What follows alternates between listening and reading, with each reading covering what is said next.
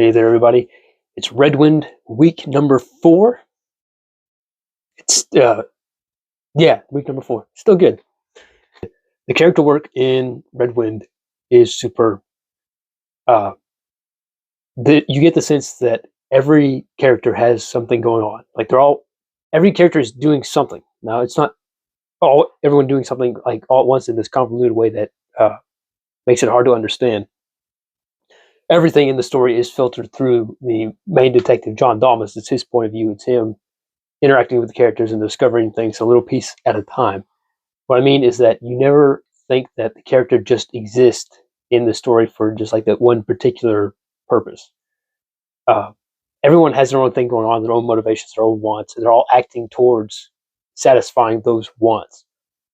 There's a lot of stories, especially in a lot of like the science fiction or certain crime stories that I have read.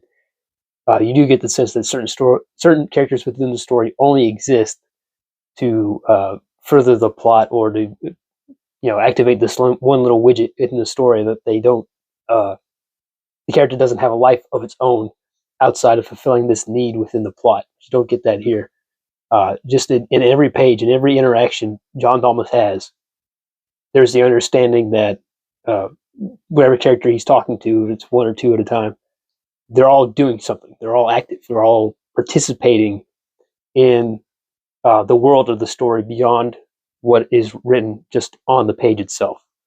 And it never gets to a point where that is confusing or contradicts previous parts of the story. It all blends together very well in what Raymond Chandler is trying to accomplish.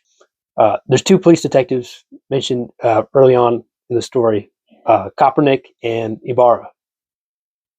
And they're a pretty standard cop duo. You had Kopernik, he's like this big burly guy who's sort of a rough, out for himself kind of guy.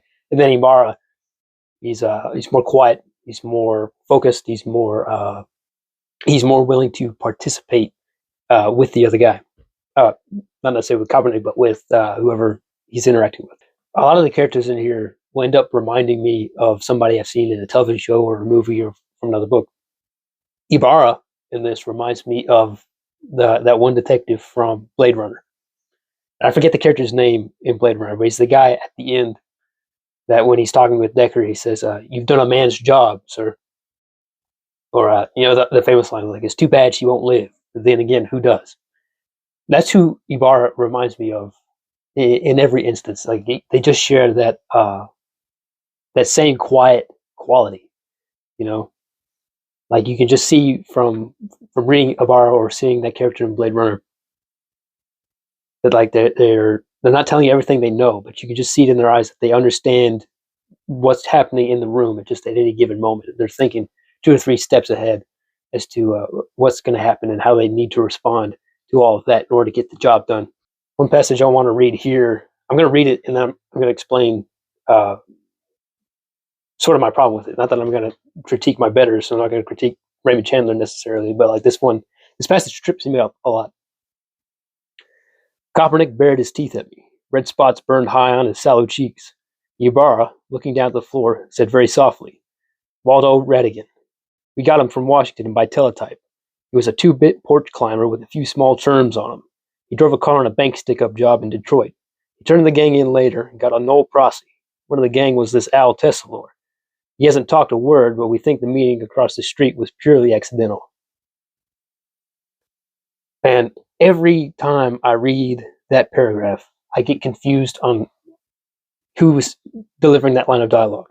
It's Ibarra delivering the line of dialogue on this character, Waldo Radigan, which is the guy who gets shot down in the first few pages of the story.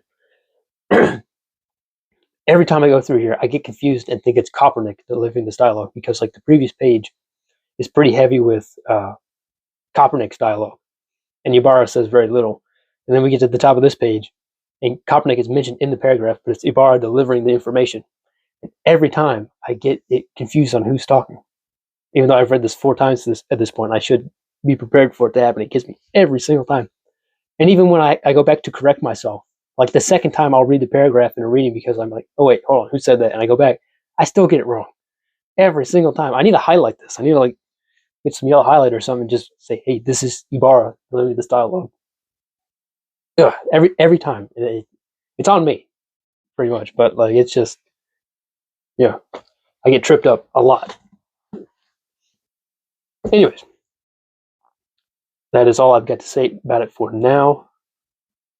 And if anybody has been, I doubt anybody has been this crazy to do a read along with me and also every week read this story. But if you would, just tell me, how many times have you read this, just in total, and in all the different times you read it? How many? How many?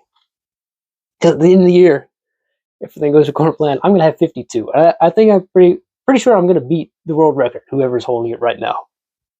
Anyways, we'll see you later.